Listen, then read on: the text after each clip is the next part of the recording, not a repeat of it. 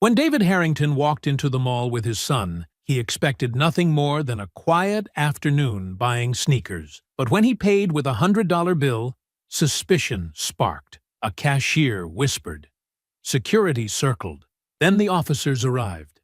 They slammed him to the floor, cuffed him in front of his 10-year-old boy, and mocked him as cameras recorded. The crowd saw another black man accused of fake cash.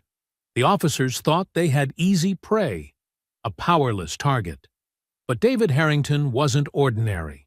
He was the director of Homeland Security, and they had just made the biggest mistake of their lives. Before we go any further, comment where in the world you are watching from and make sure to subscribe, because tomorrow's story is one you don't want to miss. David Harrington guided his black Mercedes into the mall parking lot, stealing a glance at Malik in the rearview mirror. His son's face glowed with excitement, those deep brown eyes sparkling just like his mother's used to. The memory of Sarah brought a familiar ache, but David pushed it aside, focusing on the joy of their Saturday morning together. "Remember what we agreed on, buddy?" David asked, pulling into a spot near the main entrance. "Yeah, Dad. No begging for the super expensive ones." Malik's grin was infectious. "But can I at least try them on?" David chuckled, unbuckling his seatbelt. "Of course you can try them on. That's how we make sure they fit right." He stepped out of the car, his tall frame unfolding with the natural grace of someone used to commanding respect. His casual weekend attire, a gray sweatshirt and jeans, was a welcome change from his usual suit and tie.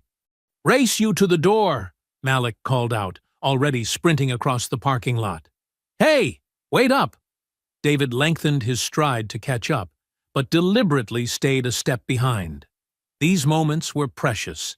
Just being a dad, no thoughts of national security briefings or threat assessments. Inside the mall, the Saturday morning crowd was starting to build. The air conditioning hummed, mixing with the buzz of conversation and the faint music from overhead speakers. They passed a pretzel stand, and David caught Malik eyeing it hopefully. "Maybe after we get the shoes," David said, placing a gentle hand on his son's shoulder. "Let's focus on the mission at hand. Just like one of your operations, right, Dad?" "Something like that."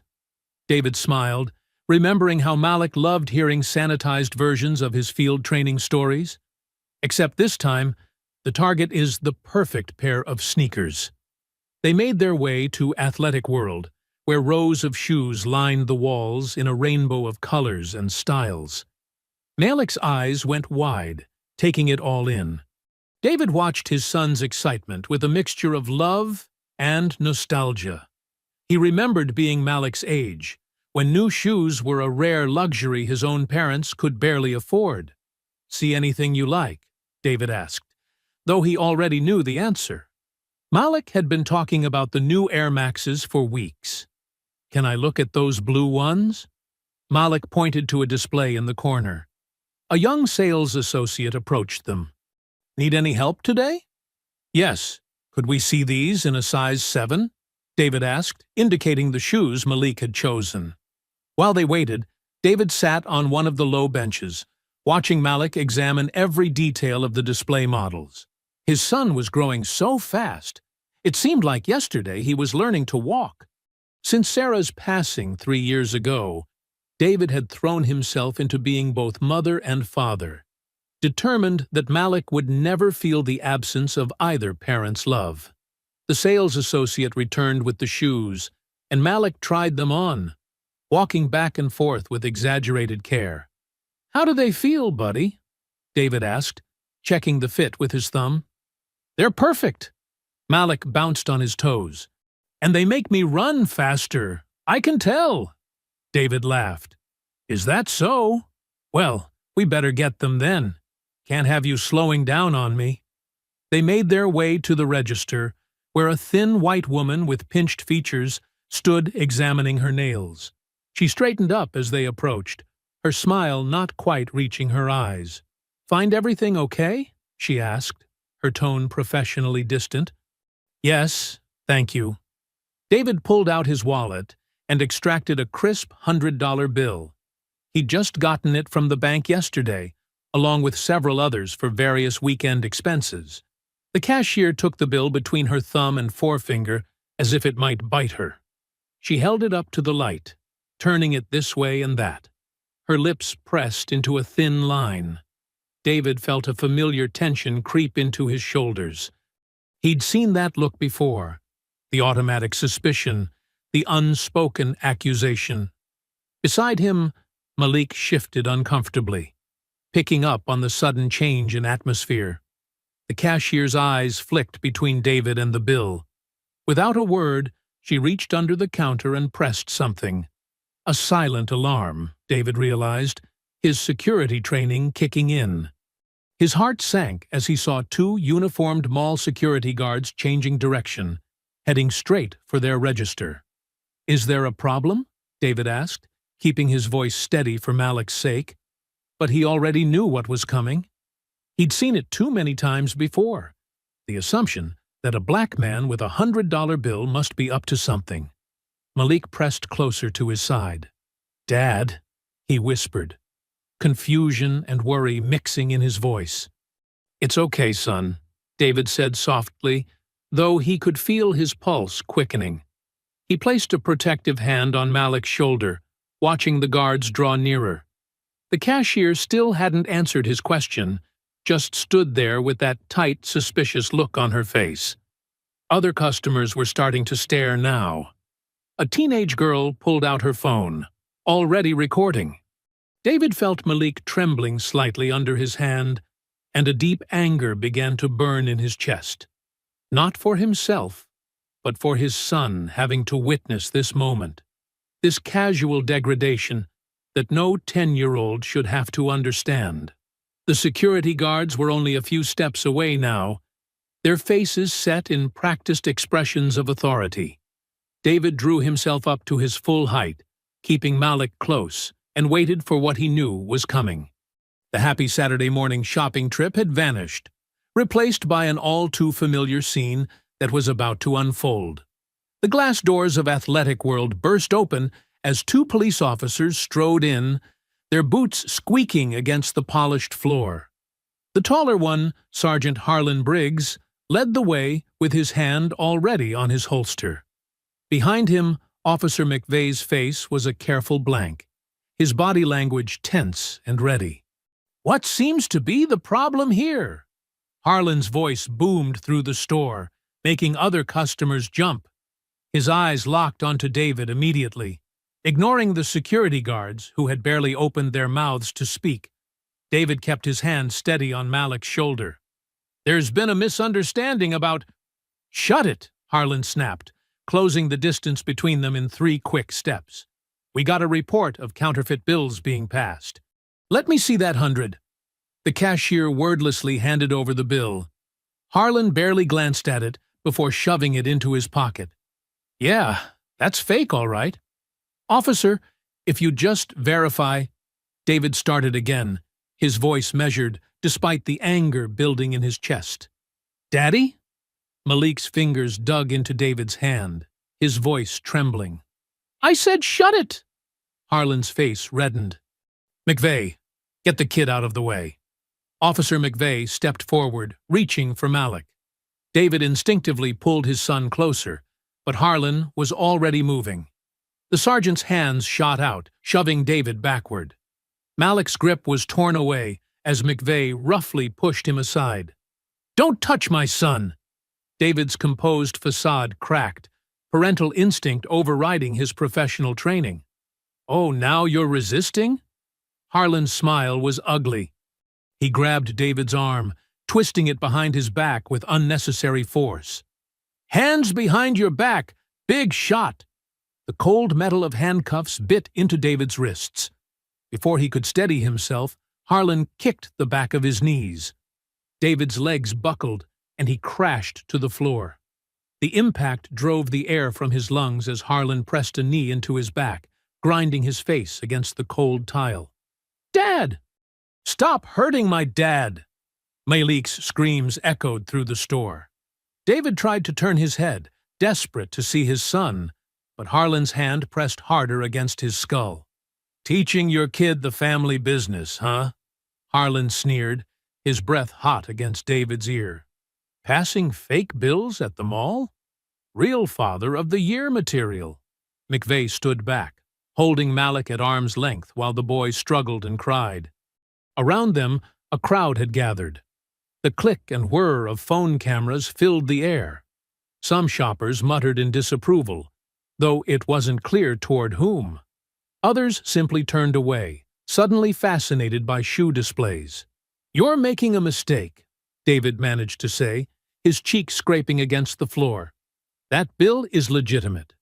I'm a federal—" Yeah, you're somebody important, right?"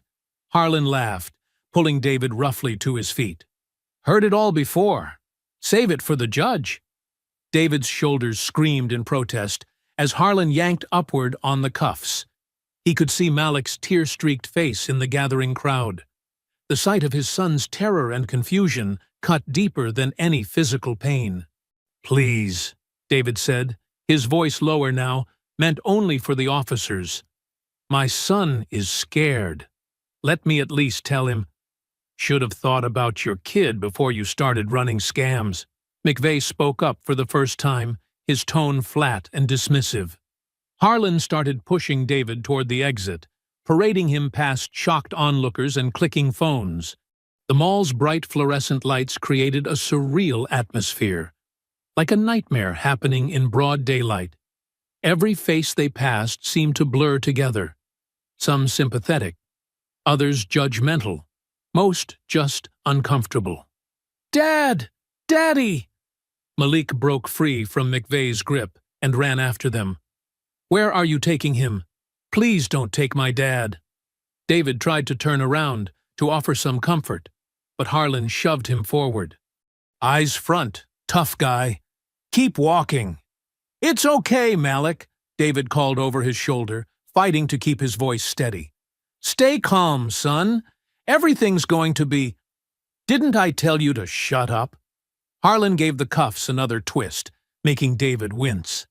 They pushed through the mall's main doors into the bright morning sunlight. The contrast was jarring.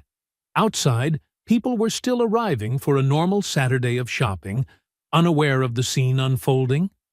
A police cruiser sat waiting, its lights flashing silently. Behind them, Malik's desperate cries continued to echo off the mall's glass facade. Each sob felt like a physical blow to David's chest. He could hear McVeigh trying to calm his son down, but the officer's words were drowned out by the sound of car doors opening and the crackle of police radio traffic. "In you go, big man," Harlan said, roughly shoving David's head down and pushing him into the back of the cruiser. "Hope those fancy sneakers were worth it." The door slammed shut, muffling the sounds from outside. Through the window, David could see Malik standing at the mall entrance, his small body shaking with sobs as McVeigh awkwardly patted his shoulder. Shoppers clustered around, phones raised high to capture every moment of the humiliation. As the cruiser pulled away, David caught a final glimpse of his son's devastated face. The image burned itself into his memory, his boy alone and frightened, watching his father being taken away in handcuffs. The morning's joy had shattered into something ugly and all too familiar. Another black child learning too early about the world's cruel realities.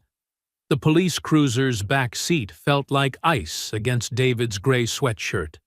His cheek throbbed where it had scraped the mall's floor, and the metal handcuffs dug into his wrists with every bump in the road. But the physical discomfort was nothing compared to the knot in his stomach. His son's terrified screams still echoed in his ears. "Where are you taking my son?" David's voice was steady despite his racing heart. "Who's responsible for him right now?" Harlan's laugh cut through the patrol car. "Now you're worried about the kid? Should have thought about that before trying to pass fake bills." "My son needs to know he's safe," David insisted, leaning forward slightly. "He's only 10. At least tell me who's watching him." McVeigh, driving the cruiser, glanced in the rearview mirror. Mall security will handle it. Maybe they'll call social services. The casual dismissal in McVeigh's tone made David's jaw clench. He could picture Malik alone, surrounded by strangers, probably still crying. The image threatened to crack his composure, but years of training kicked in automatically. Breathe. Focus. Control. The words echoed in his mind, taking him back to his early days of federal training. He could almost hear his instructor's voice. Your emotions are a weapon. Either you control them, or they'll be used against you. Harlan twisted in the passenger seat, his face twisted in a smirk. What's wrong, big shot? Not so tough now, are you? Bet you thought you were real smart, trying to scam honest businesses. David met his gaze steadily, memorizing every detail of Harlan's face. The slight crook in his nose, the small scar above his right eyebrow, the way his upper lip curled when he spoke. Everything about this man would be documented, remembered, recorded. The $100 bill is legitimate, David said calmly. A simple verification would prove that. Sure it is, McVeigh chimed in, his earlier silence forgotten. Just like the last guy's was legitimate. And the one before that. You people always have excuses. You people, David repeated quietly, noting McVeigh's badge number reflected in the rearview mirror. You heard me, McVeigh said, but his voice wavered slightly at David's tone. The cruiser turned onto a side street, and David's training kicked in again. He was mapping their route, noting street names and landmarks. It was automatic now, after years of security work.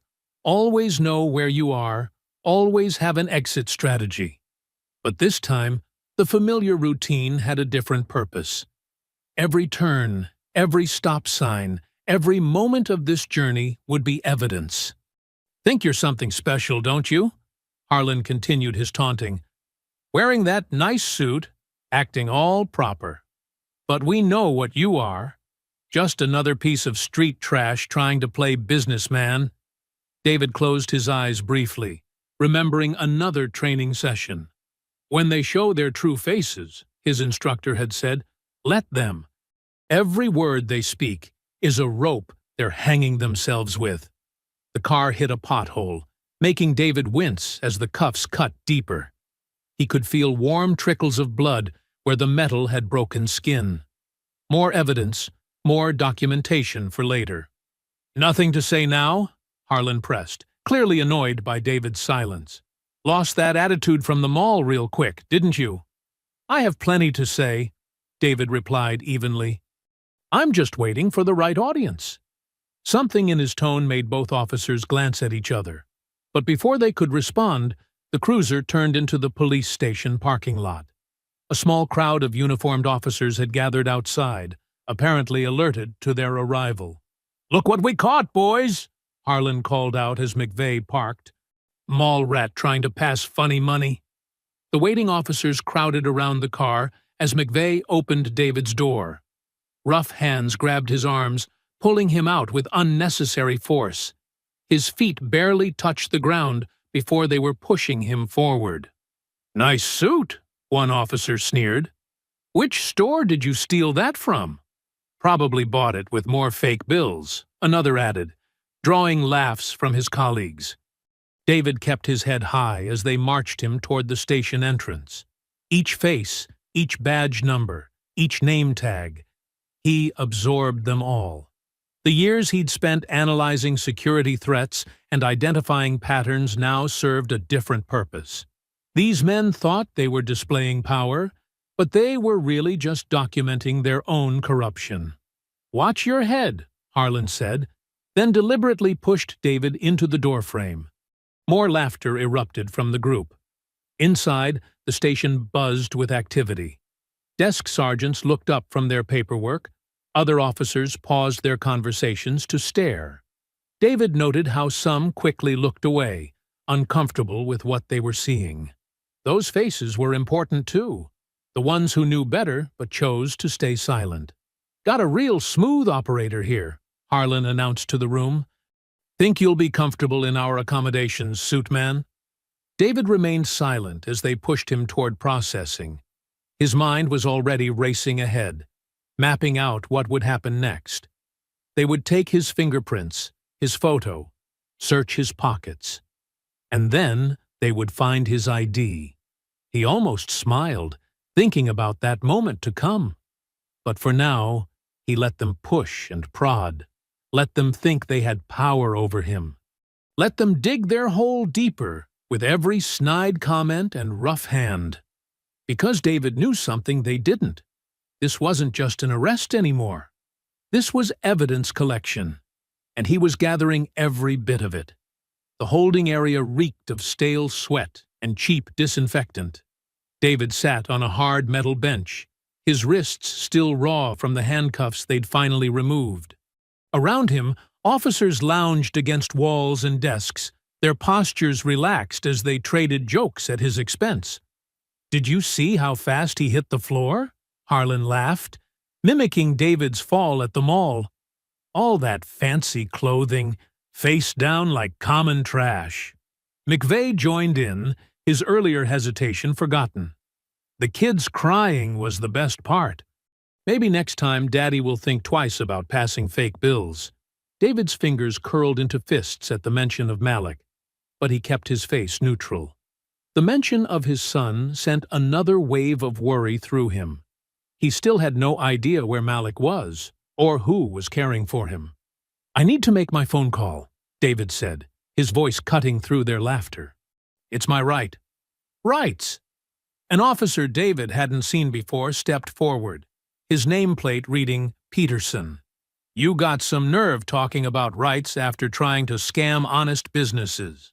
"The law requires you to allow me one phone call," David repeated firmly. Peterson walked over, deliberately dragging his feet. He stopped directly in front of David and spat on his polished shoes. "Oops," he said with a smirk. "Guess I slipped." The other officers roared with laughter.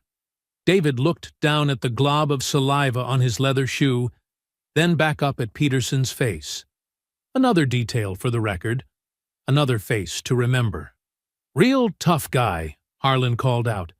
"Bet he won't be talking so proper after a night in the cells." David straightened his back, his voice remaining steady. "Before we continue this entertainment, I'd like my wallet returned." "Oh, you would you?" Harlan mocked, adopting an exaggerated formal tone. "And would sir like his counterfeit money returned as well?" "The wallet," David insisted. "Check it." Something in his tone made McVeigh pause. He glanced at the evidence bag containing David's belongings, then shrugged and picked it up. "Might as well see what other fake stuff he's carrying." The officer dumped the contents onto a nearby desk. David's leather wallet landed with a soft thud, spilling open. A small identification card slipped out, landing face up under the harsh fluorescent lights. McVeigh leaned in to read it. His face went slack. "What's wrong?" Peterson asked, still grinning. "Found more funny money?" But McVeigh had stumbled backward, his face draining of color. Harlan stepped forward, snatching up the ID card. His smirk froze, then melted away like ice in summer heat. "Department of Homeland Security," Harlan read aloud, his voice barely a whisper. "Director David Harrington." The room went suddenly, completely silent. The officers who had been lounging against walls straightened up. Those who had been laughing found their shoes intensely interesting. "I believe," David said into the silence, "that phone call is now overdue." Peterson had backed away from David's shoes, looking like he wished the floor would swallow him whole. The glob of spit on David's shoes seemed to glow under the fluorescent lights, a damning piece of evidence that no one could now unsee. "There's been a mistake," McVeigh stammered. We couldn't have known." "Couldn't have known?" David repeated softly. "Couldn't have known what, Officer McVeigh? That I was telling the truth? That the bill was real? That I was exactly who I said I was?" Harlan's face had turned an interesting shade of gray. I'll get the chief," he muttered. practically running from the room. The remaining officers stood frozen, like children caught misbehaving. David remained seated, his posture relaxed, but his eyes sharp, noting every nervous twitch and panicked glance. Within minutes, heavy footsteps announced new arrivals. Chief Raymond Doyle burst into the room, his face flushed and his tie askew. Behind him, Harlan hovered like a nervous shadow. "Director Harrington," Doyle said, his voice dripping with forced warmth, "this is clearly a terrible misunderstanding." "Is it?" David asked quietly. Of course, Doyle continued, shooting warning glances at his officers. "A simple mistake that we'll clear up immediately. Officers," he barked, "release the director's belongings, now!" McVeigh scrambled to gather David's things, nearly dropping them in his haste. His hands shook as he handed over the wallet, phone, and keys. "And my son?" David asked, his voice like steel. Yes, of course," Doyle stammered. "He's in my office, perfectly safe. Been watching cartoons on the computer. Officers," he added sharply, "go get the boy."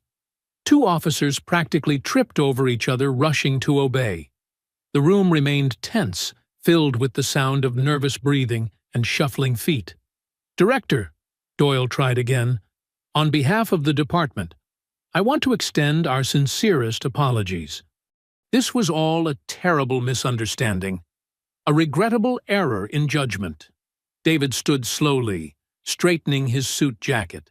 Every officer in the room took an involuntary step back. "A misunderstanding," he repeated, letting each syllable hang in the air. Before Doyle could respond, running footsteps announced Malik's arrival. The boy burst into the room, tears streaming down his face. "Dad!" David caught his son in his arms, holding him close. He could feel Malik's small body shaking with sobs. Over his son's head, David's eyes met Doyle's, and the police chief flinched at what he saw there. "We'll just process your release papers," Doyle said quickly. "A simple formality. And then you can be on your way." David's hand gently stroked Malik's back, soothing his son's tears, but his eyes never left the chief's face. The fury in them burned like a contained inferno, promising consequences that made every officer in the room want to disappear.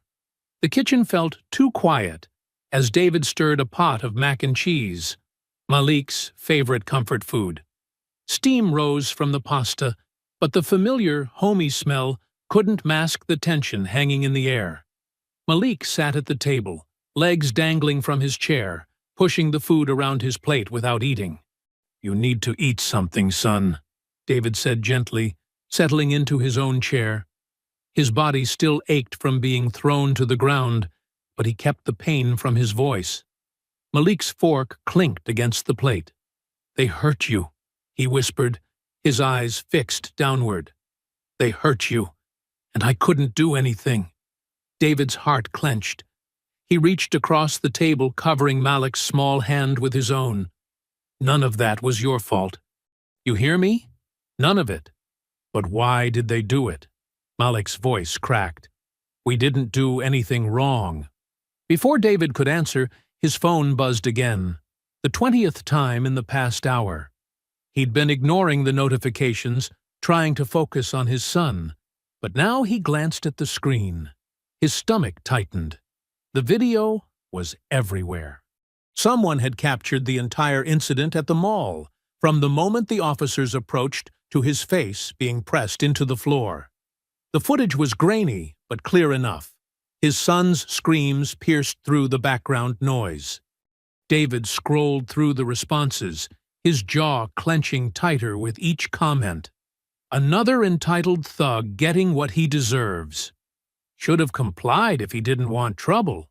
These people always play the victim. But there were other voices too. "This is disgusting! They didn't even check the bill! Look how they treated him in front of his kid! Racist cops at it again! This has to stop!" His phone buzzed with a news alert. The local station was running the story, but something was wrong. The anchor's voice filled the kitchen. The police union has released a statement regarding today's incident at Eastbrook Mall. According to officials, the suspect, now identified as Department of Homeland Security Director David Harrington, displayed aggressive behavior and actively resisted arrest. Officers reported feeling threatened. David's fork clattered against his plate. Malik flinched at the sound. "I'm sorry," David said quickly, softening his voice. "It's okay, son. Just some people telling stories that aren't true." "I saw what happened," Malik said, his voice stronger now. "They're lying." David studied his son's face. So young, yet already learning such harsh lessons. He wanted to shield Malik from this ugliness, but the world wouldn't let him. The TV in the living room, which they'd left on for background noise, switched to breaking news. A different reporter appeared, standing outside the police station. Sources within the department described Director Harrington as hostile and uncooperative. The police union stands by their officers' actions, stating proper protocols were followed. More lies. David's phone wouldn't stop buzzing. Messages from colleagues, friends, reporters, all wanting statements, explanations, his side of the story.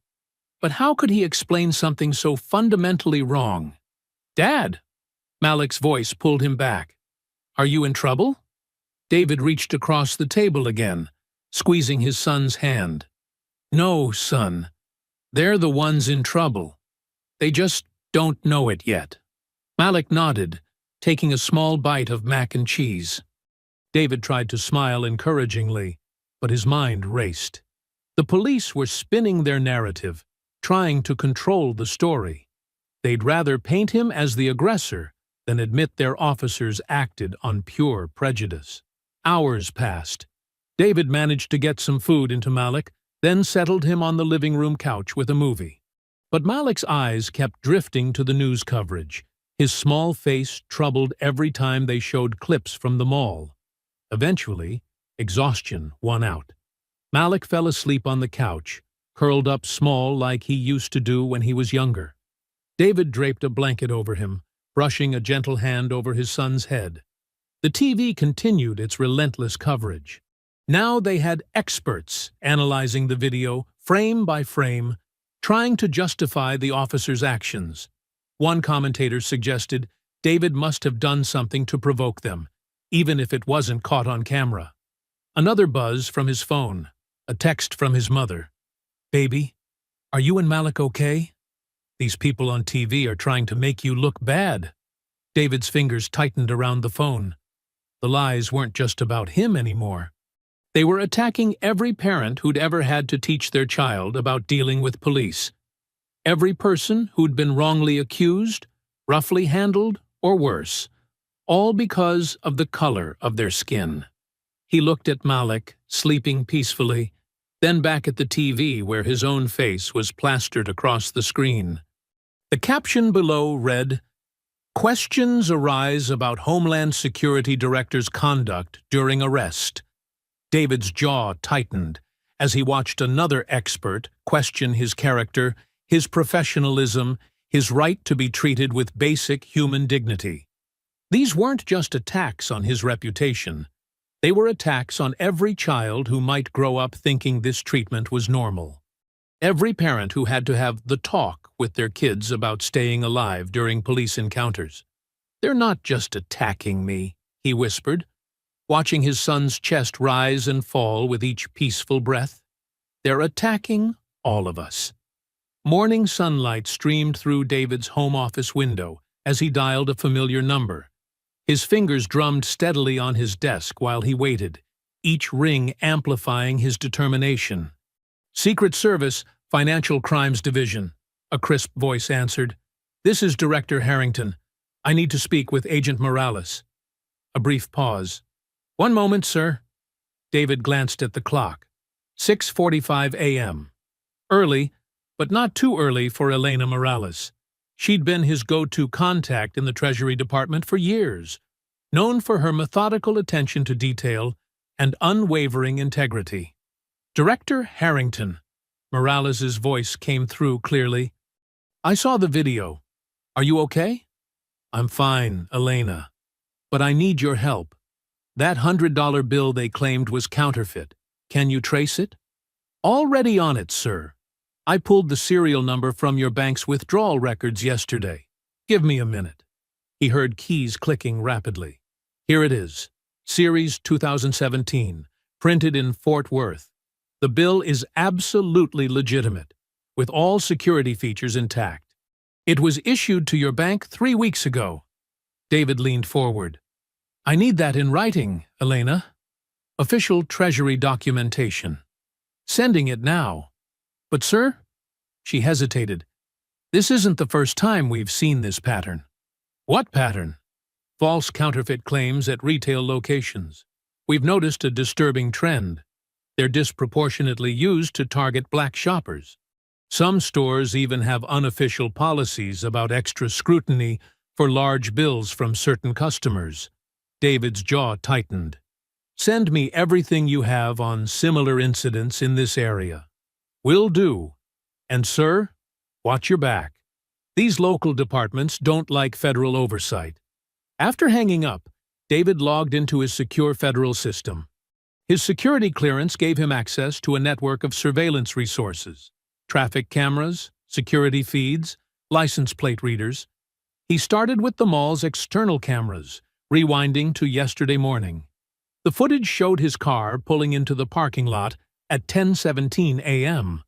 But something caught his eye. A patrol car circling the lot just minutes before. He switched angles, zooming in on the vehicle's number. It matched one of the cars that responded to his arrest. So you were already there, David muttered, typing rapidly. He accessed the mall's internal security network next. The feeds showed him and Malik walking through the main entrance, heading toward the shoe store. But in the background, a uniformed officer spoke into his radio, then began following at a distance.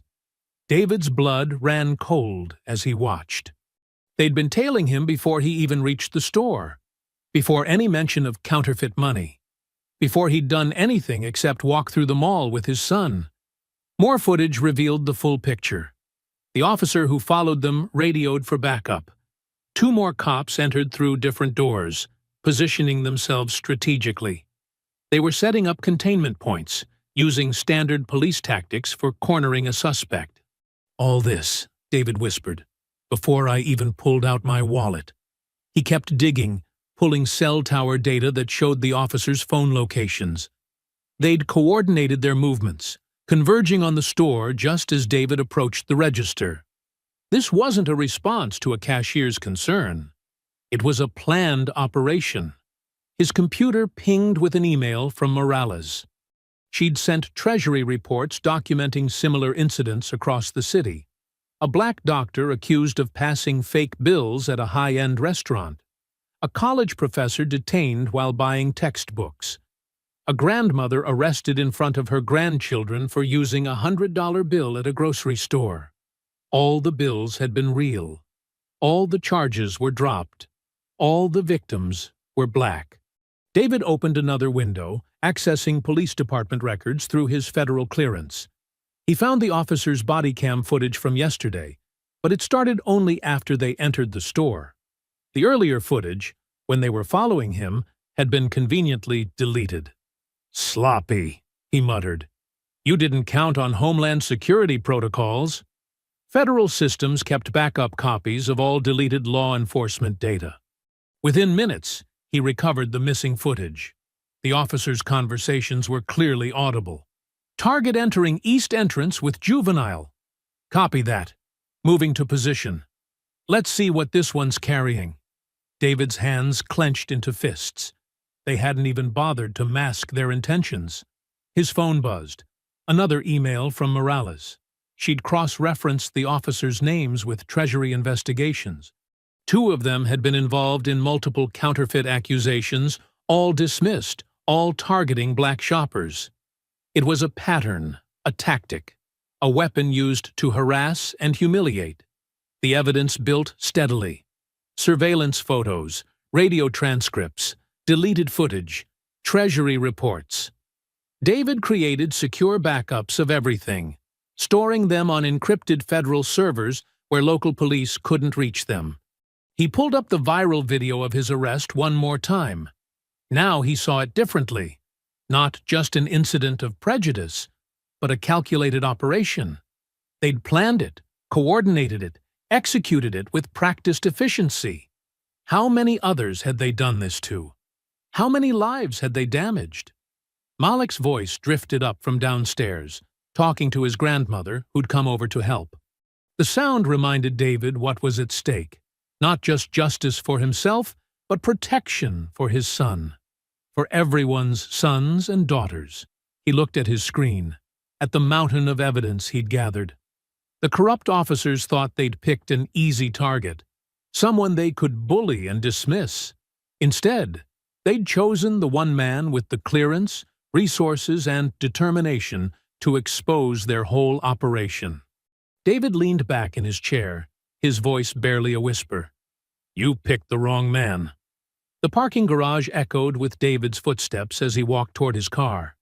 His meeting with Sarah Chen, his attorney, had run late into the evening. The fluorescent lights cast harsh shadows between the concrete pillars, creating dark pockets throughout the structure. David's phone vibrated. A text from his mother. Malik finished his homework. "He's asking when you'll be home." A small smile crossed his face as he typed back, "Tell him 30 minutes. Love you both." The sound of footsteps, multiple sets, made him pause. His federal training kicked in automatically. 4 men emerged from behind parked cars, spreading out to block his path.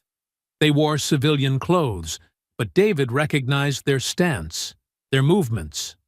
Off-duty cops. "Going somewhere, Director?"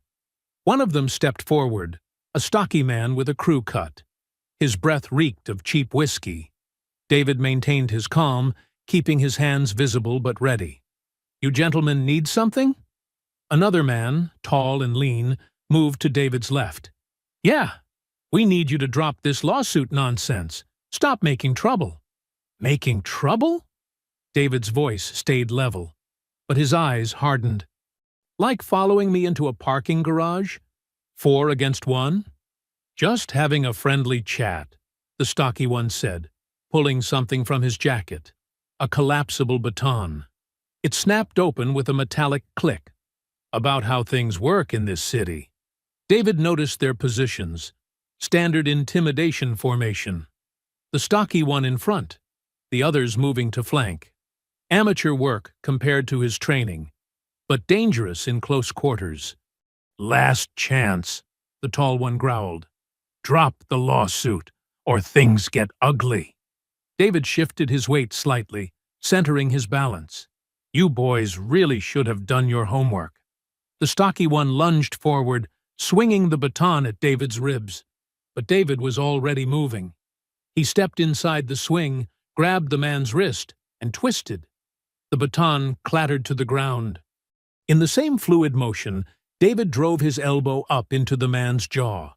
The tall one came in from the left, throwing a wild punch. David blocked it with his forearm, then swept the man's legs. As he fell, David grabbed his collar and used the momentum to throw him face first into a nearby car hood. The impact dented the metal. The third attacker had a knife. David saw the blade glint under the fluorescent lights. He was better trained than the others, moving with purpose.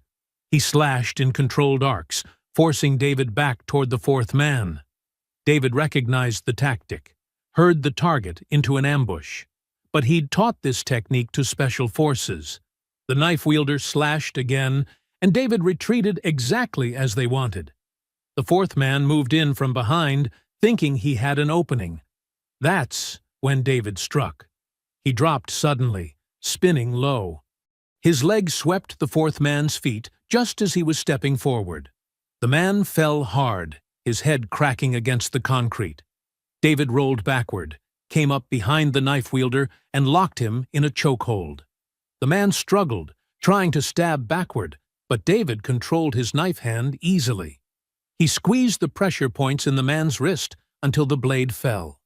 Then he increased pressure on the carotid artery. Not enough to cause permanent damage, but enough to send a message. The stocky one was stumbling to his feet, blood streaming from his split lip. David released the knife wielder with a shove, sending him sprawling into his friend. They collapsed in a heap. The tall one was still bent over the car hood, groaning. David grabbed his collar again, this time pulling him up to eye level. "Listen carefully." David's voice was cold and precise. "I've got your faces on camera." He nodded toward the security cameras in the garage corners. "I've got your prints on that knife, and now I've got evidence of assault on a federal officer."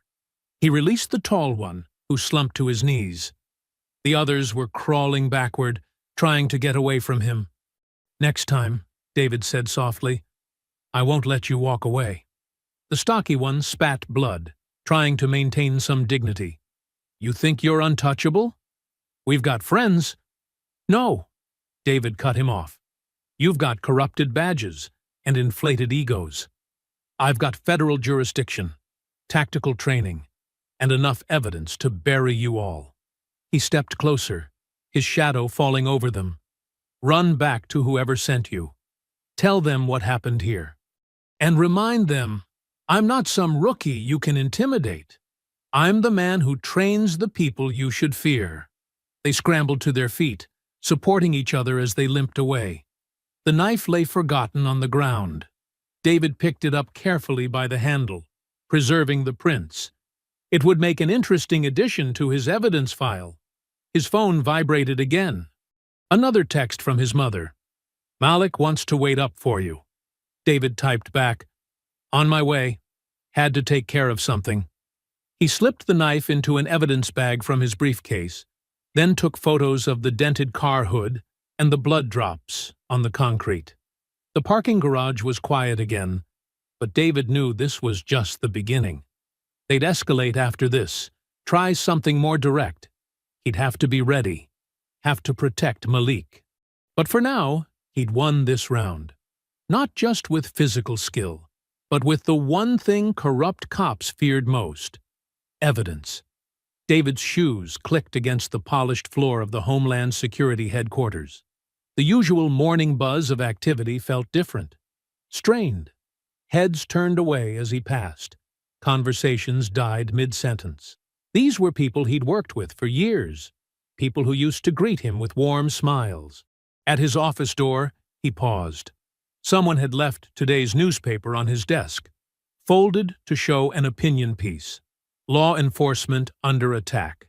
When federal officials abuse their power. His jaw tightened as he scanned the article. More lies, more twisting of the truth. "Rough morning?" Deputy Carter stood in the doorway, his face a mask of practiced concern. He closed the door behind him, speaking in low tones. "The press is having a field day with this, David." David sat at his desk, studying his deputy's expression. Thomas Carter had been his right hand for 3 years, always dependable, always practical. Now something felt off about his concerned stance. "They can write what they want," David said, keeping his voice neutral. "The truth will come out." Carter leaned forward, hands gripping the back of a chair. "Look, I'm saying this as a friend. Drop it. You're making powerful enemies. The police union, the DA's office, they've got friends in Congress, friends who control our budget. So I should just let them get away with it?" David's voice had an edge now. "Let them keep targeting people who look like me, like my son. I'm thinking about your career, David, about your future." Carter's tie was slightly crooked, David noticed. Unusual for him. "You've worked too hard to throw it all away on this crusade." "Crusade?" David stood slowly. "They assaulted me in front of my child, used a fake accusation to justify it, and now they're trying to cover it up. That's not a crusade, Thomas. That's corruption." Carter spread his hands in a placating gesture. "All I'm saying is, pick your battles. Maybe it's time to let this one go. You know me better than that." "Yeah," Carter sighed, heading for the door. "I do. That's what worries me." The day dragged on. David noticed more subtle changes. Meetings rescheduled without notice, emails left unanswered. By late afternoon, his phone buzzed with an alert from a trusted contact in IT. "Check your inbox," the message read. "Someone's been forwarding your internal communications." David's fingers flew over the keyboard, pulling up access logs. There it was, dozens of emails sent to external accounts, all through one user ID. His stomach tightened as he saw the name, Thomas Carter. A new email popped up from an anonymous account. The subject line made his blood run cold. "Your son looks just like you." David opened it with trembling fingers. Inside was a photo of Malik walking to school that morning, time-stamped just hours ago. Below it, text in bold, "Back off, or the boy pays." His phone rang. His mother. "David, someone left an envelope at the house. No return address." Her voice shook slightly. It's pictures of Malik, and threats." David's training kicked in, pushing down the rage and fear. "Don't touch anything else in the envelope. I'm sending a security team. Pack a bag for you and Malik. You're staying at a safe house tonight." He hung up and made the calls, setting protection in motion. Then he pulled up the building's security cameras, watching Carter leave for the day. His deputy walked to his car, made a call, and smiled.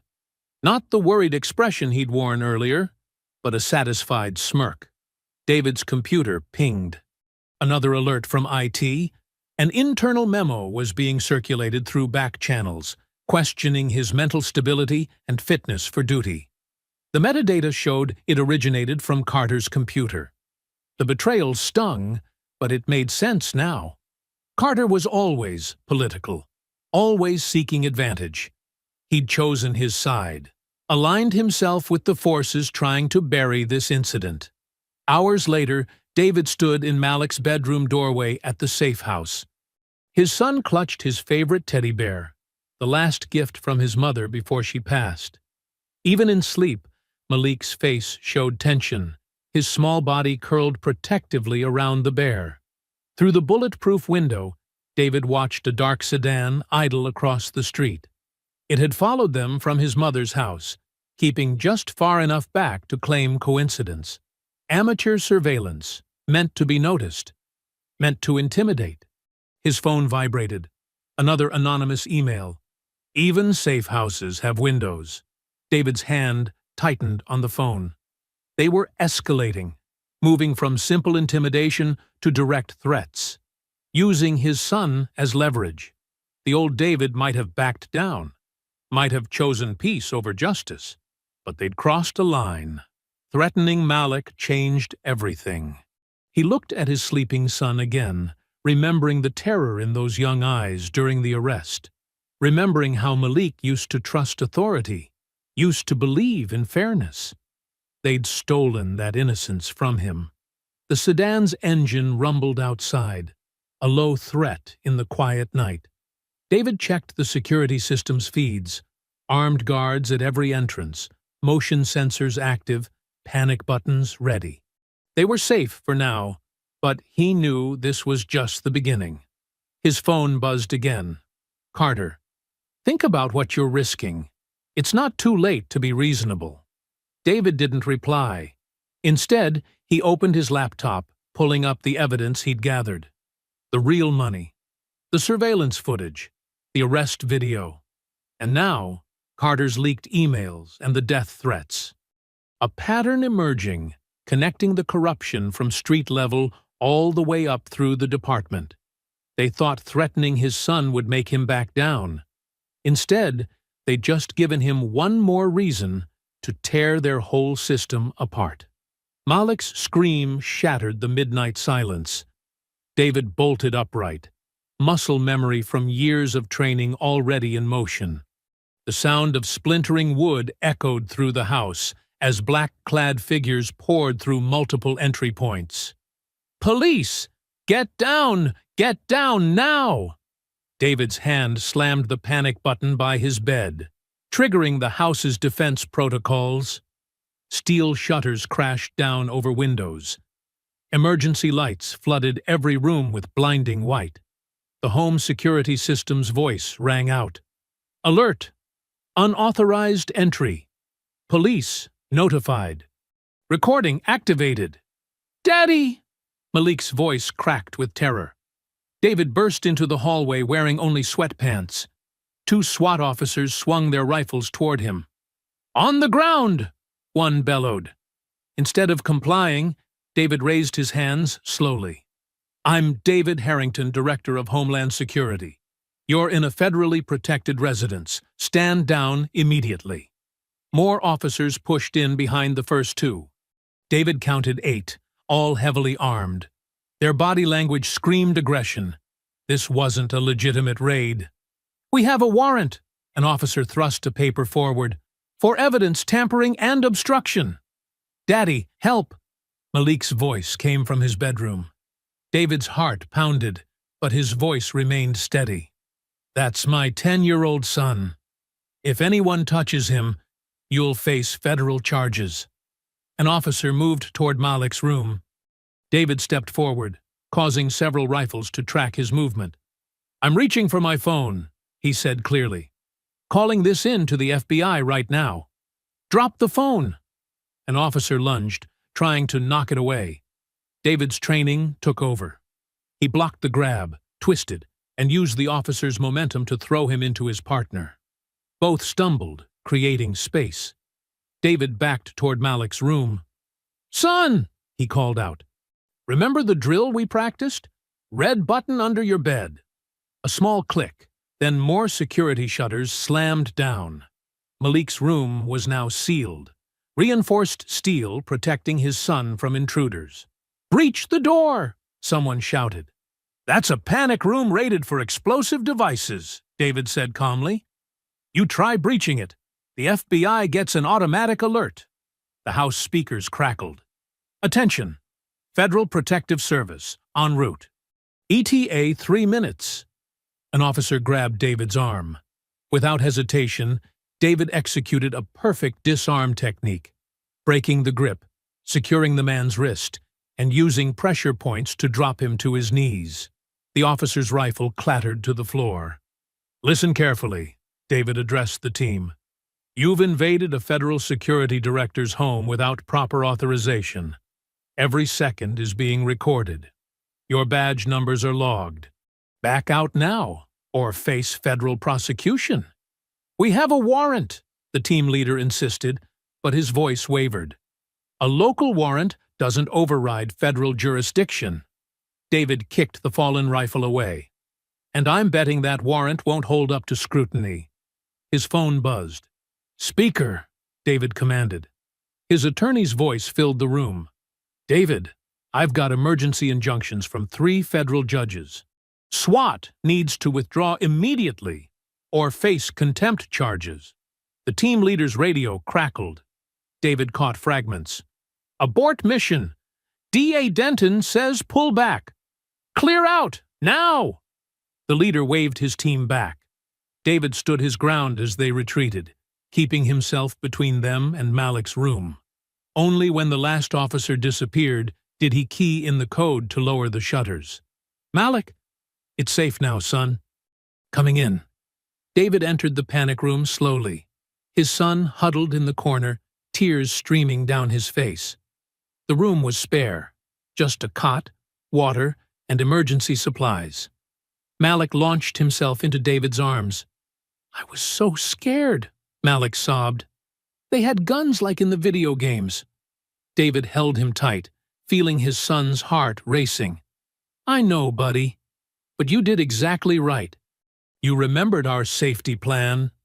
Looking around his son's regular bedroom, David's jaw clenched. The SWAT team had ransacked everything. Malik's drawings were torn from walls. His model airplanes lay shattered. Even his teddy bear had been slashed open, stuffing spilled across the floor. They broke all my things, Malik whispered. Dad, why do they hate us? The question hit David like a physical blow. How could he explain systemic racism to a 10-year-old? How could he make sense of this violation? "They don't hate us, son," David said carefully. "They're afraid." Afraid of what? Afraid of people who stand up to them. Afraid of the truth. David brushed tears from his son's cheeks. "But we're not going to let fear win. Remember what Mom always said?" Malik nodded slowly. "Being brave doesn't mean not being scared. It means doing what's right, even when you are scared." "That's right." David surveyed the destruction. Glass crunched under his feet. Pictures hung crooked on walls. The house he'd made into a sanctuary lay violated. Malik picked up his ruined teddy bear, trying to stuff the filling back inside. "Can we fix him?" "We'll fix everything, son." David pulled Malik close. "I promise." Red and blue lights still flashed outside. David could hear his attorney arguing with officers on the lawn. Soon there would be statements to make, evidence to document, more battles to fight. But for now, he just held his son, both of them shaken but alive, surrounded by the wreckage of their home. The morning after the raid, David sat at his kitchen table surrounded by broken glass and overturned furniture. His fingers traced the rim of a cold coffee mug while Malik slept upstairs, finally exhausted from the night's terror. A knock at the door made him tense. Through the security camera, he saw a young black woman holding up press credentials. "Mr. Harrington?" she called out. "I'm Nia Reynolds, investigative reporter. I need 5 minutes." David almost ignored her, but something in her stance caught his attention. The way she positioned herself away from windows, checking sight lines. She knew tradecraft. He opened the door cautiously. "If you're here for a quote about last night—" "I'm here because I know who ordered that raid," Nia cut in, her voice low. "And it goes deeper than racist cops. May I come in?" David studied her for a moment, then stepped aside. Nia entered, surveying the damage with sharp eyes. "They didn't find what they wanted," she said. "It wasn't a question." "And what's that?" "The evidence you've been gathering about the pattern of false arrests targeting black shoppers." Nia pulled out her phone, showing him a spreadsheet. "I've been tracking similar incidents for months. The counterfeit money accusation is their favorite excuse." David's training kicked in. He checked for recording devices, looked for signs she was wearing a wire. Nia noticed and smiled. "Clean," she said. "And I swept for bugs before knocking. Old habit from protecting sources." "Who are your sources?" Someone inside the DA's office grew a conscience. Nia sat down, uninvited. "They reached out after your arrest went viral. Said Denton, the DA, has been pressuring police to boost arrest numbers, specifically targeting black men." David leaned against the wall, arms crossed. "Why?" "Private prison contracts." Nia pulled out more documents. "The county gets kickbacks for every inmate. Higher numbers mean bigger profits. But here's where it gets interesting. The DA and police chief both sit on boards of companies that service those prisons. Food vendors, maintenance contracts, surveillance systems. Making money on both ends," David muttered. "Exactly. Your arrest was business as usual, until they realized who you were." Nia's eyes flashed. "Now they're terrified you'll expose everything."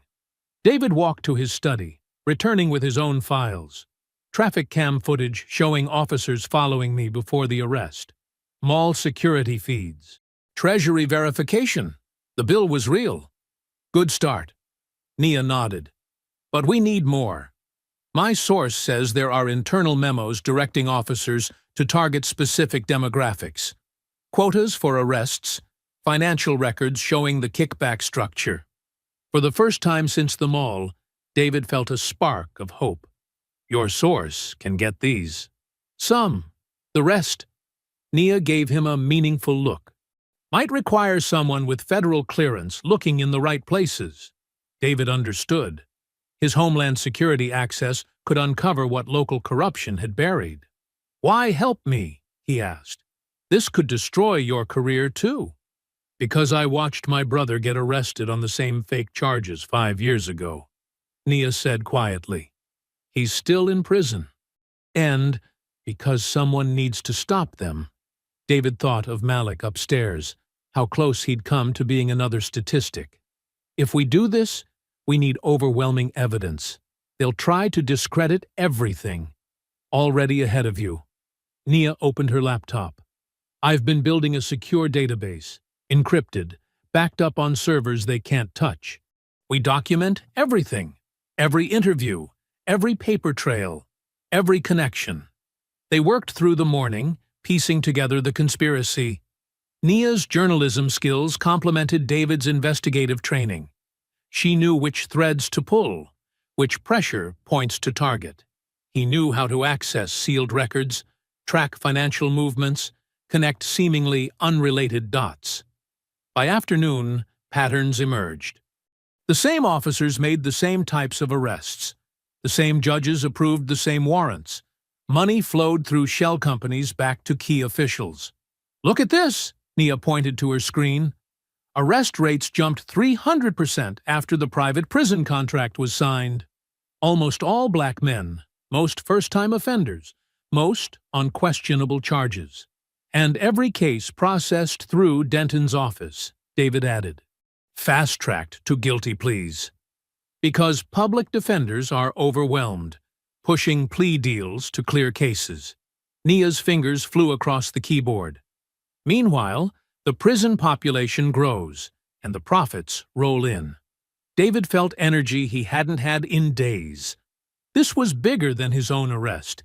It was systematic exploitation of an entire community, and they could prove it. We need 2 more weeks, he said. Get your sources' documents, cross-reference everything. Build an airtight case. Then we go public? Nia asked. All at once. Every news outlet, every oversight committee, every federal prosecutor. David's eyes hardened. No warning, no chance for them to spin it. They'll try to stop us, Nia warned. Let them try. David thought of Malik's tears, of his ransacked home. We've got truth on our side. But even as hope surged, David knew the enemy's reach. That night, he secured multiple copies of their evidence, hiding them in separate locations. He updated his will, arranged emergency protocols for Malik's safety. The next morning, he walked into his Homeland Security office feeling stronger than he had in days. The case was building. Justice seemed possible. Then he saw the internal affairs agents waiting in his office. Behind them, technicians were already boxing up his files and computers. Director Harrington, one agent said, holding up a document. You're suspended pending ethics review. Please surrender your credentials and leave the premises. David watched helplessly as they carried out box after box of evidence. His phone buzzed. Nia warning that her office had been raided too. All copies seized. In moments, weeks of work vanished. His career, built over decades of service, lay in ruins. The agents escorted him out past shocked colleagues. His badge and gun surrendered. David stood in the parking lot, everything they'd built crumbling around him. David sat motionless in his leather armchair, staring at nothing in the darkness of his living room. The only light came from distant street lamps filtering through the curtains. His phone lay silent on the coffee table. No calls, no messages, no hope. Everything he'd built over 20 years of service, gone in a single morning. The soft padding of small feet made him turn. Malik stood in the doorway in his Spider-Man pajamas, clutching his stuffed bear. Dad? Malik's voice wavered. Why are you sitting in the dark? David tried to smile but couldn't quite manage it. Just thinking, buddy. You should be in bed. Instead of leaving, Malik crossed the room and climbed into his father's lap, something he hadn't done in months. He seemed so small, yet his presence filled the empty space around them. Is it because of the bad people? Malik asked quietly. The ones who took your job? David's throat tightened. How could he explain to a 10-year-old that the system meant to protect them was rigged against them? That fighting for justice could cost you everything? Sometimes, David began carefully, doing the right thing is hard. Really hard. Like when you stood up to those cops? Malik's hand found David's in the darkness. Even though they were mean? Yeah, like that. Malik was quiet for a moment, thinking. Then he squeezed his father's hand. Remember what you told me when Tommy kept stealing my lunch money? David closed his eyes, remembering that conversation from months ago. What did I tell you? You said never bow to bullies. Malik's voice grew stronger. You said if we let them win, they'll never stop. And he hesitated, then continued with fierce determination. You said we Harringtons don't quit. Something stirred in David's chest, a warmth pushing back against the cold despair. He looked down at his son's face, seeing not just innocent trust, but real understanding. When did you get so wise? David asked softly. I learned from you, Dad. Malik hugged him tight. Don't stop fighting. Please? David held his son close, feeling strength return to his tired body. Malik was right. Giving up now would teach him the wrong lesson, would let the bullies win. I won't stop, David whispered. I promise. After tucking Malik back into bed, David retrieved his phone. His hands shook slightly as he dialed Nia's number, praying she'd answer despite the late hour. 3 rings, then her voice. I was wondering when you'd call. They took everything, David said, the words bitter in his mouth. Every file, every document? Not everything. Nia's tone shifted, becoming almost smug. Remember when I mentioned backing up files on servers they couldn't touch? David straightened. You mean, I've been doing this too long to keep all my eggs in one basket, Nia said. Every piece of evidence we gathered is safely stored on encrypted drives in 3 different locations. They seized empty copies. Relief flooded through David. You're brilliant. That's not all, Nia continued.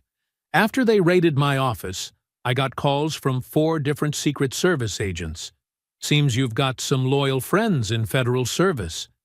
Morales, David breathed.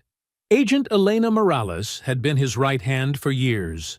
She and others have been quietly documenting everything since your arrest, building their own case file. They've got surveillance recordings, internal communications, financial transfers, stuff we couldn't even access. David began pacing, energy coursing through him. How soon can we meet? Dawn, Nia said. I'm texting you an address. Come alone, no phones. We'll consolidate everything we have and plan our next move. They'll be watching me, David warned. Already handled. Morales arranged a diversion. Trust me. After hanging up, David went to check on Malik again. His son slept peacefully, clutching his bear. Looking at him, David felt the weight of responsibility, not just as a father, but as someone who could actually change things. He thought of other fathers, other sons, trapped in a system designed to profit from their suffering. Of all the lives ruined by false arrests and forced plea deals. Of the corrupt officials getting rich off human misery. In the quiet darkness of Malik's room, David made a new vow. This wasn't just about clearing his name anymore. It was about dismantling a machine built on racism and greed. About making sure no other child would watch their father being humiliated on a mall floor. His phone buzzed with Nia's text, an address in an industrial area across town. David memorized it, then deleted the message. He began mental preparations for tomorrow. Routes to avoid surveillance, contingency plans, security protocols. This was what he'd trained for all those years. Not just the physical skills or tactical knowledge, but the strategic thinking, the ability to turn seeming defeat into advantage. He touched the empty spot on his belt where his badge had been. They thought taking his credentials would break him. Instead, it had freed him to fight without constraints. David returned to his study, reviewing the house's security system one last time. He'd need to leave before sunrise, set things in motion. Agent Morales would ensure Malik got safely to school. Standing at his window, David watched a police cruiser roll past. Their not-so-subtle surveillance. Let them watch. Let them think they'd won. His son's words echoed in his mind. Never bow to bullies. David's jaw set with determination. We finish this, he whispered into the darkness. Once and for all. The abandoned auto repair shop looked deserted from the outside, its windows covered in years of grime. David parked 3 blocks away, taking a circuitous route to the back entrance. His shoes crunched on broken glass as he approached. 3 quick knocks. Pause. 2 more. The heavy steel door creaked open. You weren't followed? Nia asked, ushering him inside. Clean, David confirmed. Your diversion worked. The interior had been transformed into a makeshift command center. Folding tables held laptops and document boxes. Agent Elena Morales stood beside a whiteboard covered in flowcharts, her normally pristine Secret Service suit wrinkled from an all-night session. Director, she nodded formally, then softened. David. Good to see you standing tall. 2 other agents David recognized worked at computers, Martinez and Chen, both veterans he'd trusted for years. They'd risked their careers coming here. What do we have? David asked, studying the whiteboard. Nia spread files across the central table. Start with these financial records. The money trail is like a spider web, but it all leads back to 2 names. Police Chief Raymond Doyle, Morales pointed to one document, and District Attorney Phillips. They've been running this scheme for at least 8 years. David leaned in, scanning bank statements and contract papers. His jaw tightened as the pattern emerged. Private prison kickbacks, he muttered. Disguised as consulting fees? Brilliant in its simplicity, Nia explained. The police department has arrest quotas, unofficial, of course. Officers get bonuses for hitting targets. The DA's office fast-tracks plea deals, threatening maximum sentences to force quick, guilty pleas. Martinez pulled up a spreadsheet. Every conviction feeds bodies into private prisons. The corporations pay kickbacks to the chief and DA, who spread enough around to keep everyone quiet. But the racial targeting? David's voice hardened. By design. Chen projected a map onto the wall. Red dots clustered in predominantly black neighborhoods. Analysis of arrest records shows clear patterns. Black men aged 1845 are 7 times more likely to be stopped. Bogus charges like your counterfeit money accusation are standard practice. David studied the map, bile rising in his throat.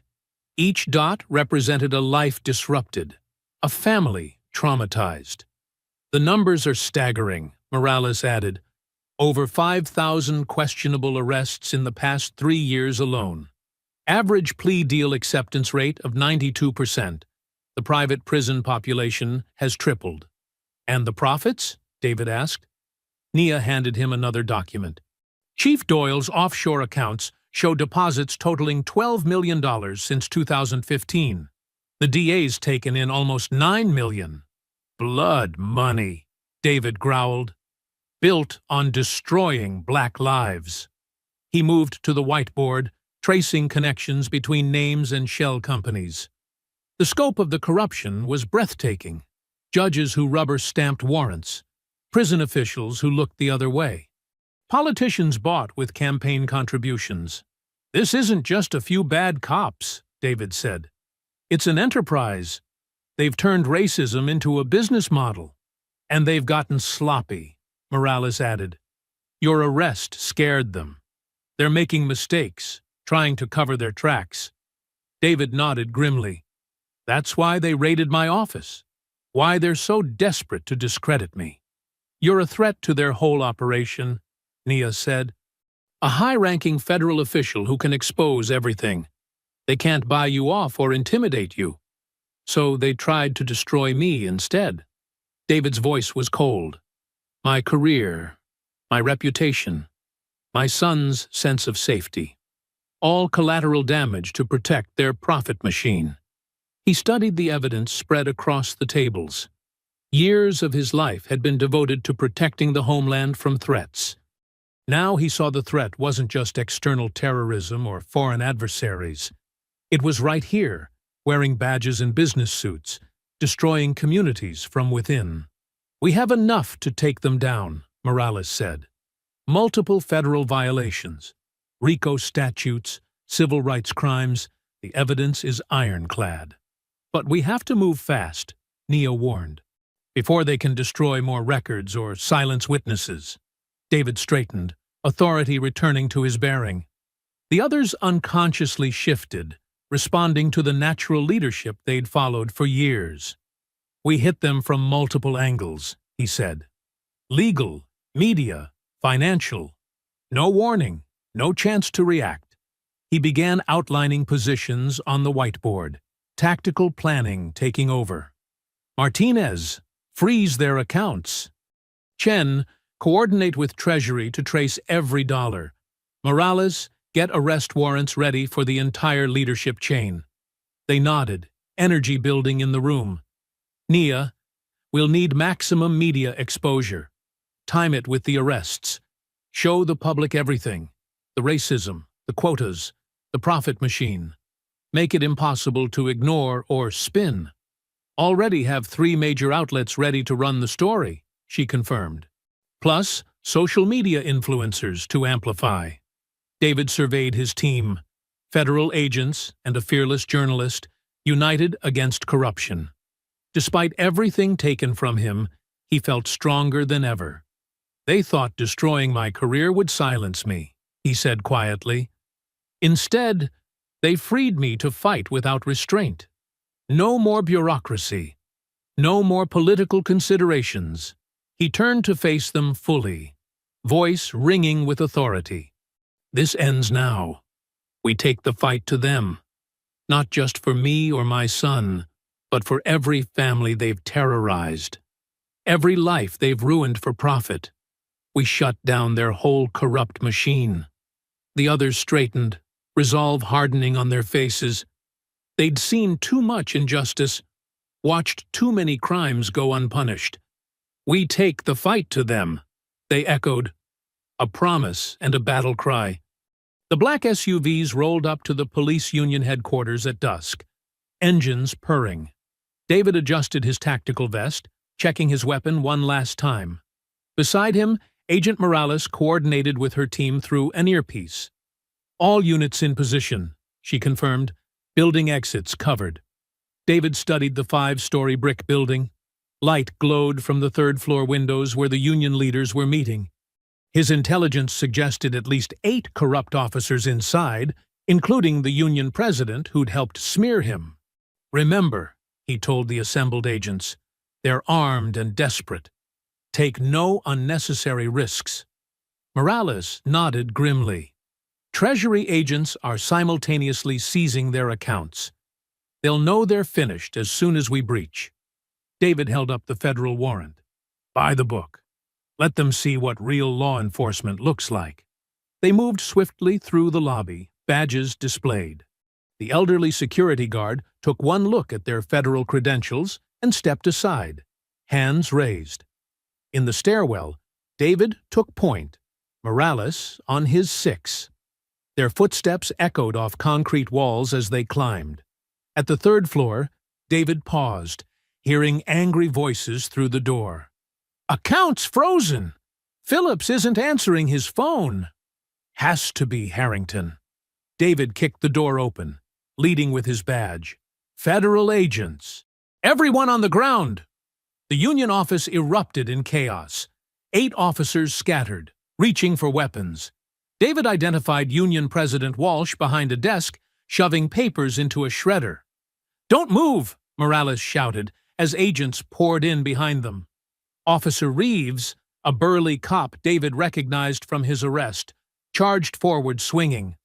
David sidestepped, using the man's momentum to slam him face first into a desk. The wooden surface cracked from the impact. 2 more officers rushed him. David dropped the first with a precise strike to the solar plexus. The second managed to land a wild punch before David swept his legs and drove a knee into his back, cuffing him in one fluid motion. "Stand down," he ordered, as the man thrashed beneath him. Across the room, Morales and her team efficiently subdued the others. Only Walsh remained, barricaded behind his desk with a gun drawn. "This is illegal," Walsh shouted, face red. "You have no jurisdiction." David advanced steadily, undaunted by the weapon. "Federal warrant says different. Your whole corrupt empire is falling tonight." "You're nothing," Walsh spat. "Just another—" David cut him off by vaulting the desk, disarming him with a swift wrist lock that sent the gun clattering away. He drove Walsh to the floor, twisting his arm up behind him. "I'm the man you tried to destroy," David growled, securing the cuffs. "How does it feel being on the other side?" Papers littered the floor, financial records, internal memos, evidence of their scheme. Morales's team quickly gathered everything, documenting the scene. Through the windows, David saw more federal vehicles arriving. The building was completely secured. Walsh struggled weakly as David hauled him up. "You don't understand what you're doing. We keep order. Without us, without you, maybe people will trust law enforcement again." David cut him off. "Your kind of order is just oppression with a badge." He surveyed the room. The once mighty Union leaders sprawled cuffed and subdued on the floor. Their faces showed fury, fear, and, most satisfyingly, disbelief that their power had been stripped away so completely. Reeves groaned from his position by the shattered desk. "You can't do this to us. We're cops." "No," David stated firmly. "You're criminals who hide behind badges, and now you'll face real justice." He turned to Morales. "Get them processed. Full booking. No special treatment. I want them in general population cells."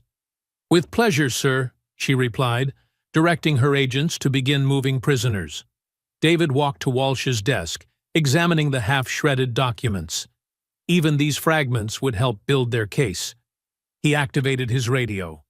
"Control, Harrington here. Union office secured. 8 suspects in custody.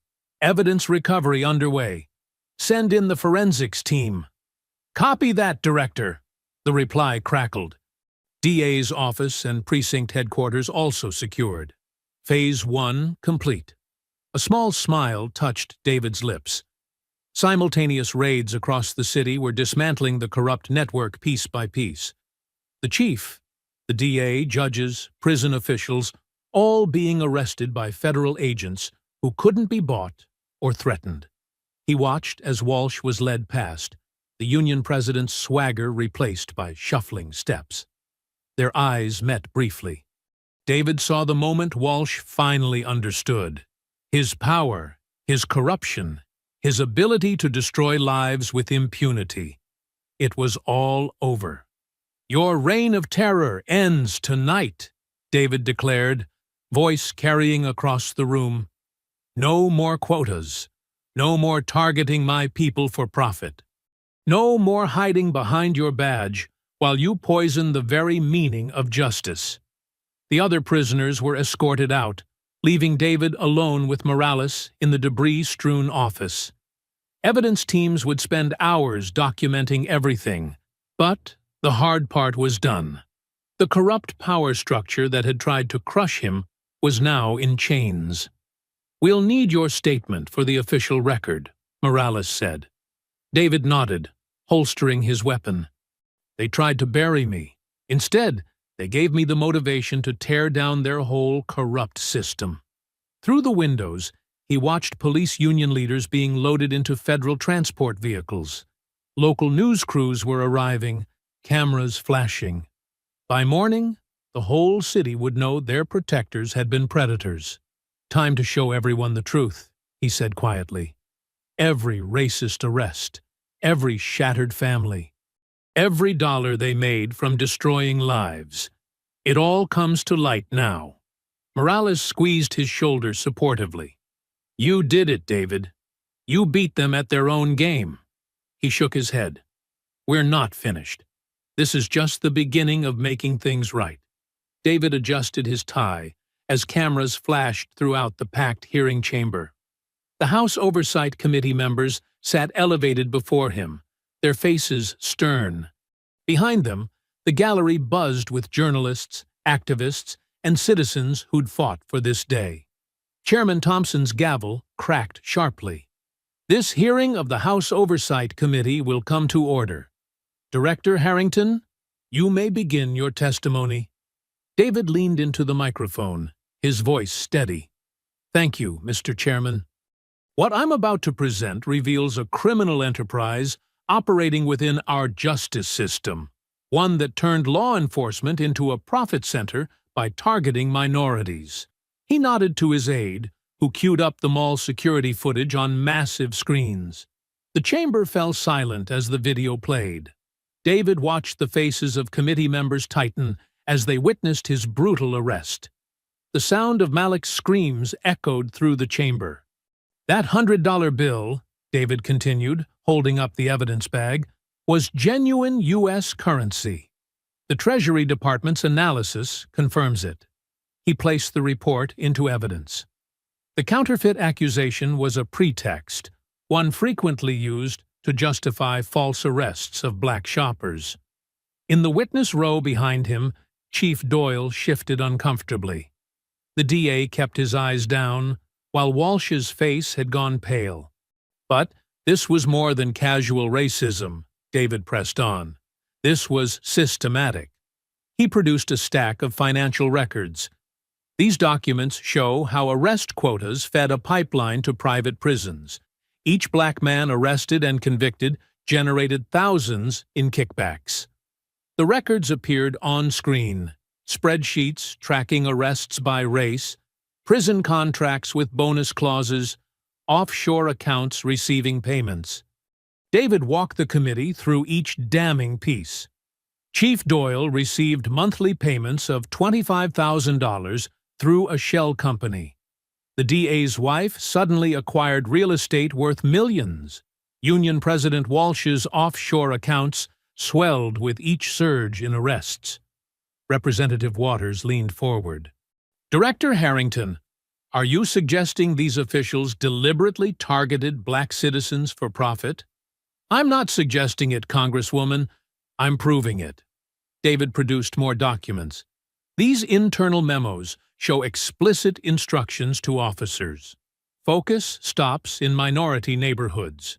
Use pretexts like counterfeit money or suspicious behavior. Make arrests stick by any means necessary. Chief Doyle erupted. This is outrageous. We maintain order. Order? David's voice cut through the chamber like steel. Is that what you call terrorizing communities? Destroying families for profit? He turned to face his accusers directly. You didn't maintain order. You maintained oppression. Representative Johnson interjected. Chief Doyle, these financial records appear to show you personally profited over $2 million from increased incarceration rates. How do you respond? Doyle's face flushed. I invoke my Fifth Amendment right. A murmur rippled through the gallery. David continued methodically presenting evidence. Body cam footage of racist comments, arrest statistics showing stark racial disparities, internal communications celebrating conviction rates. This wasn't about public safety, David declared. It was about turning black bodies into profit. Every false arrest, every trumped-up charge, every coerced plea deal fed their machine. The DA finally spoke up, voice shaking. We followed proper procedures. Procedures? David interrupted, producing another document. Like this memo, where you instructed prosecutors to reject plea deals from black defendants unless they accepted private prison placement? The same prisons paying you kickbacks? Chairman Thompson removed his glasses, rubbing his eyes. Director Harrington, in your professional opinion, how deep does this corruption extend? We've identified similar patterns in 12 other major cities, Mr. Chairman. The same private prison companies, the same offshore accounts, the same targeting of minorities. This isn't isolated. It's an infection in our justice system. David gestured to a final set of documents. These records show systematic civil rights violations spanning 2 decades, thousands of false arrests, millions in kickbacks, lives destroyed for profit. The chamber erupted in shouts of outrage. Spectators in the gallery stood, some crying, others calling for justice. Chairman Thompson banged his gavel repeatedly. "Order! We will have order." When the room quieted, David delivered his final statement.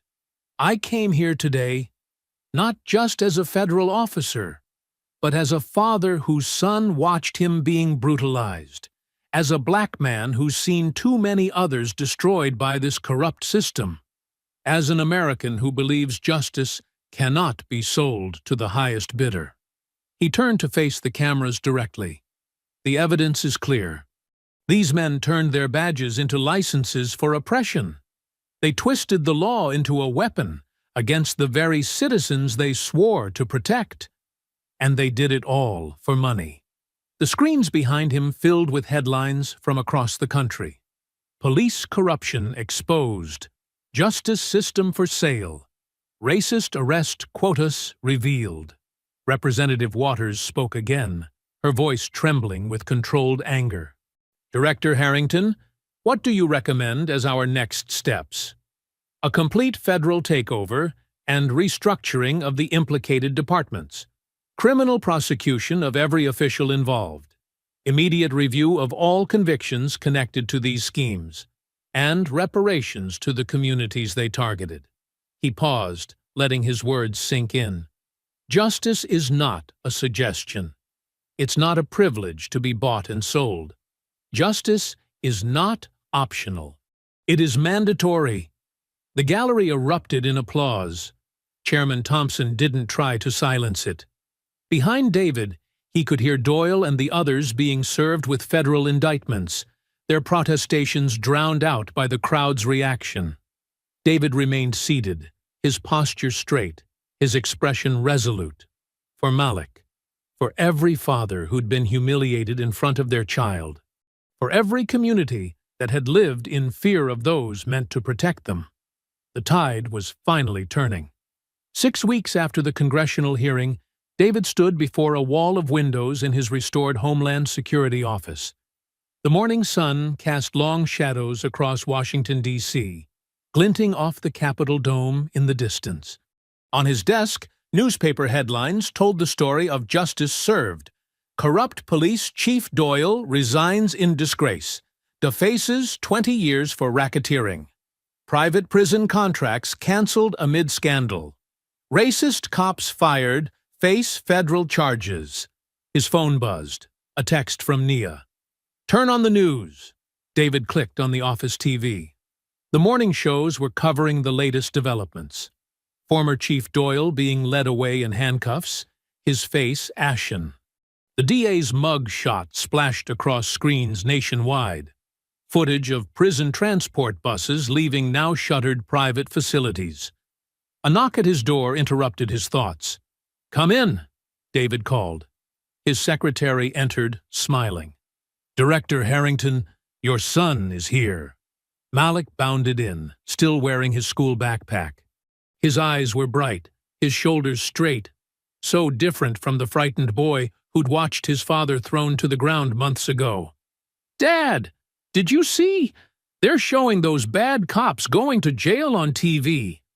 David hugged his son tight. "I saw, buddy.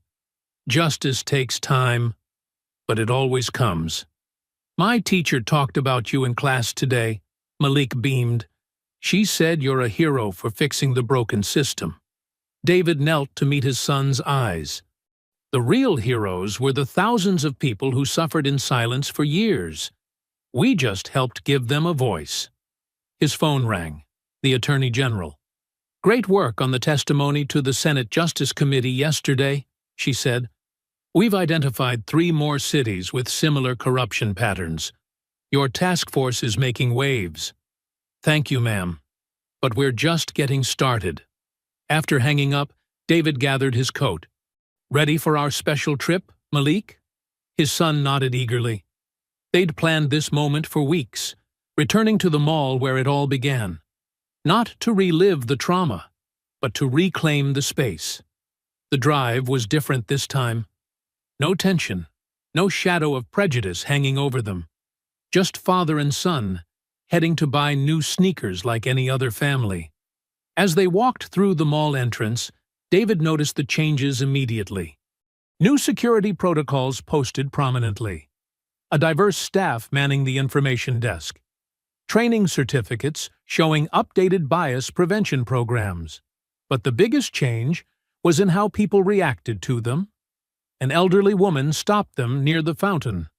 "Mr. Harrington, I just want to thank you. My grandson was wrongfully arrested last year. Thanks to your work, his case is being reviewed." A teenage boy working at the pretzel stand called out, "Director Harrington, you're my hero, sir."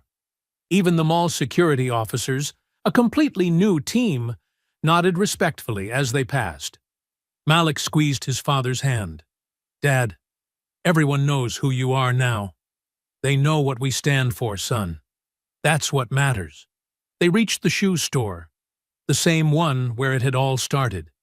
The old cashier was gone, replaced by a young woman who greeted them warmly. "Welcome to Foot Locker. It's an honor, Director Harrington." As Malik tried on sneakers, other shoppers stopped to shake David's hand. A group of young black men thanked him for exposing the arrest quotas. A white mother told him how the hearings had opened her eyes to systemic racism. "How about these, Dad?" Malik held up a pair of bright blue basketball shoes. David smiled. "Perfect choice." At the register, David pulled out his wallet. The cashier rang up the sale efficiently, professionally. When he handed her a $100 bill, there was no suspicion, no silent alarm, no called security. "Would you like a receipt with that, sir?" "Yes, please." As they walked out with Malik's new shoes, a local news crew spotted them. The reporter approached respectfully. "Director Harrington, do you have any comment on the latest arrests in the police corruption case?" David looked at Malik, then back at the camera. "Just this. America works best when justice works for everyone. We're building a system where no child has to watch their parent being humiliated for the color of their skin, where no community lives in fear of those sworn to protect them." Malik tugged his sleeve. "Dad, can we get ice cream?" David laughed. "Of course, buddy." They sat in the food court, Malik happily devouring a chocolate sundae. Around them, the mall bustled with normal activity. Families shopping, teenagers hanging out, security officers patrolling professionally. "Dad?" Malik asked between bites. "Remember when you told me never to let bullies win?" "I remember. You didn't let them win. You beat them." David wiped a spot of ice cream from his son's chin. "We beat them, Malik. All of us together. The people who spoke up, the journalists who investigated, the witnesses who testified, everyone who refused to stay silent." Malik nodded solemnly. "So what do we do now?" David watched the diverse crowd flowing through the mall. People of all colors shopping, laughing, living without fear. This was what justice looked like. This was what they'd fought for. He leaned close to his son, voice soft but strong. "We don't bow. We rise." Malik's face broke into a proud smile.